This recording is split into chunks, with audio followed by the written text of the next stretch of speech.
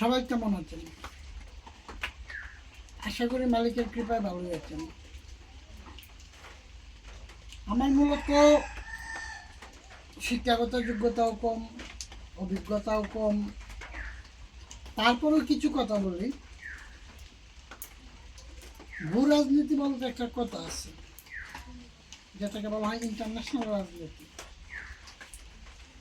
শ্রীলঙ্কার যে প্যাটার্নে ধ্বংস হইল, একই প্যাটার্নের খেলা কিন্তু বাংলাদেশে আইল।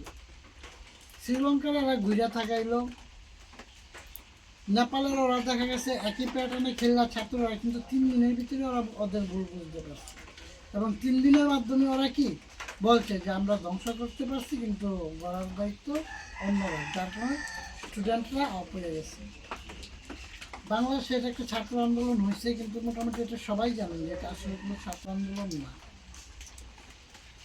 তো আমাদের দেশে সোনার ছেলেরা কবে সচেতন হবেন? ইতিহাস কিন্তু কাউকে ক্ষমা করে না, আর এই গ্যাস এইভাবে অচল থাকবে না। হয় 2 দিন আগে, নয় 2 দিন পরে, হয় রক্ত বেশি করাইব, নয় কম করবো, কিন্তু গ্যাস কিন্তু ঠিক হয়ে যাবে।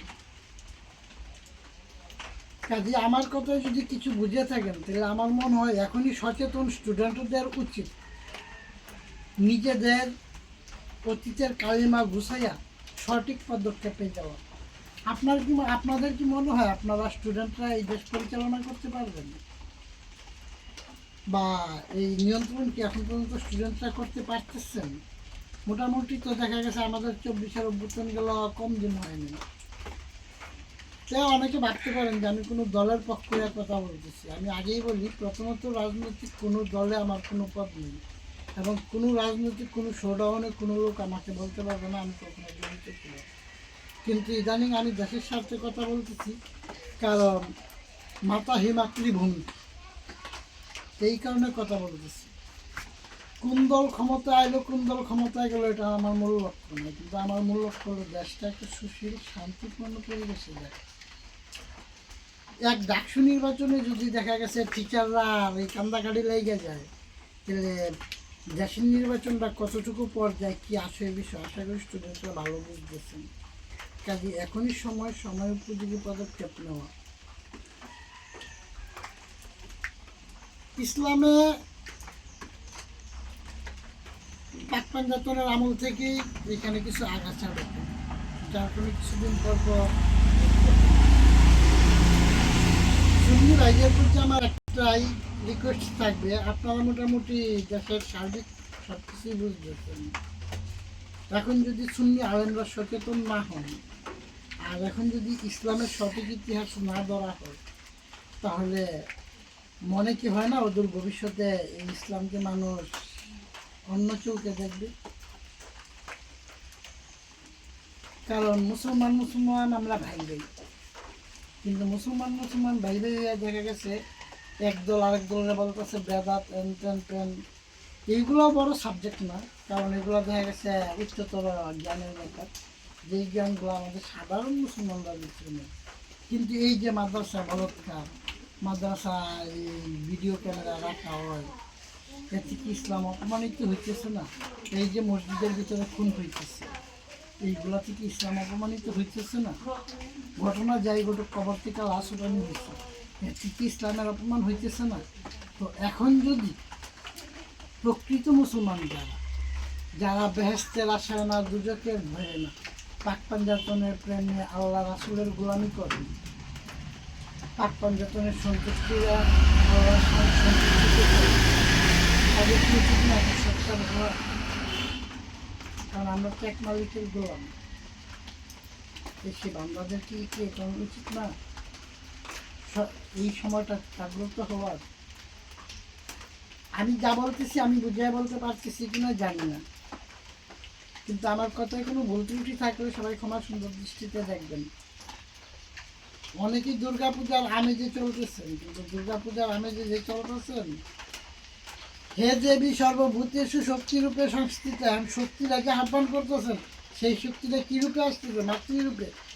সনাতনে নারীরা কি নিরাপদ আছে? যদি নিরাপদ না থাকে তো মাতৃপূজা কেমনে করেন, যেখানে মার অধিষ্ঠা সম্পন্ন হইতেছে না? কাজে দেশের সচেতন লোকদের এখনই সময় সত্য বলা। আজকে যদি আপনি সত্য না বলেন, তবে আপনার নীরবতা কিন্তু সম্মতির লক্ষণ। সেটা থেকে কিন্তু আপনারা রেহাই পাবেন না। কারণ মহাভারতে কিন্তু বড় বড় রথী মহারথীরা শুধু নীরবতার অপরাধে অপরাধী ছিল। জাতনুর ইসলামের তরিকতের বাইদের জন্য আমি একটা কথা বলি, জাতনুর সিপাতনুর, তো এই ব্যাপারগুলো আমি বুঝি কম, অলিপ্ত সম্পর্কেও বুঝি কম, কারণ আমি একটা মূর্খ লোক। কিন্তু সবচেয়ে বড় কথা হইল পাকপাঙ্গিরার ফিনিশিং তো যা মাওলা আলী, তাই না? বেলায় তো মাওলা আলী থেকে তার আগ পর্যন্ত তো নজর ছিল। তো বেলায়তে যদি মাওলা আলী থেকে হয়, তো আজকে যদি একজন অলির মাজার ভাঙ্গা হয়, আর আপনি যদি আরেকজন অলির ভক্ত হয়ে নীরব থাকবেন, ঘিরে ফিরে কি অপমানটা কোনো না কোনোভাবে পাক পাঞ্জাতনের গায়ে লাগে না? আজকে দেখা গেছে এই ঈদে মিলাদুন্নবী পালনে বাধা আসতেছে, যে আপনি যদি রাসূলের অপমান পাক পাঞ্জাতনের অপমানে নীরব থাকেন, যে সেই ব্যাপারটা কি, কেমন প্রেম হইল? কারণ তরিকত তো বেহেশতের আশা করে না, আল্লাহর সান্নিধ্যের আশা করে, আল্লাহর রাজি খুশির আশা করে। তো রাসূলের প্রেমী যদি দেখা গেছে আপনি প্রতিবাদ করতে ব্যর্থ হন, এই ব্যর্থতার কলঙ্কটা কি আপনাকে ধরে রাখবে না? আমার কথাতে কোনো ভুল ত্রুটি থাকলে ক্ষমা সুন্দর দৃষ্টিতে দেখেন আর কমেন্টসে জানিয়েন। তা নাহলে আমার মনে হয় এখনই সময় সোচ্চার হওয়ার। নেপালের স্টুডেন্টরা 3 দিনে বুঝতে পারলো, কিন্তু আমাদের বাংলাদেশের স্টুডেন্টরা কিন্তু এখনো বুঝতে পারেনি কোন পর্যায়ে চলতেছে। সবাই ভালো থাকেন, মালিক মঙ্গলময়, সবাইকে ভালো রাখেন।